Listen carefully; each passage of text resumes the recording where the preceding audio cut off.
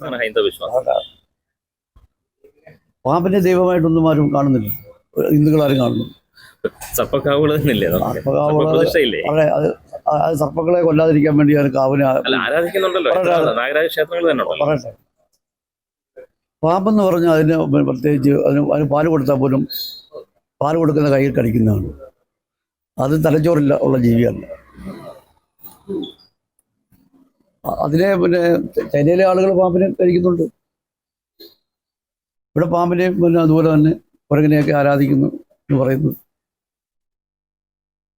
അത് ആചാരങ്ങൾക്കെതിരൊന്നുമില്ല. പാമ്പും ദൈവമൊന്നുമല്ല.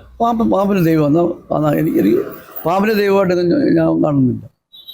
അതായത് ഈ അടുത്ത തവണ കോന്നി നിൽക്കാൻ വേണ്ടി, കോന്നി സീറ്റിന് വേണ്ടി ജനശ്രദ്ധ കിട്ടാൻ വേണ്ടിയാണ് ഇത്തരം പരാമർശങ്ങളൊക്കെയാണ് ഞാൻ പ്രതിപക്ഷത്തിന്റെ വിമർശനം. അത് തെരഞ്ഞെടുപ്പിനെ പറ്റി ആലോചിച്ചിട്ടേ ഇല്ല. മത്സരിക്കുന്നില്ല. സ്ഥാനാർത്ഥി ഒന്നും കേൾക്കുന്നുണ്ട്. ചുമ്മാ പറയില്ല, ആളുകൾക്ക് എന്തുകൊണ്ട് പറയും.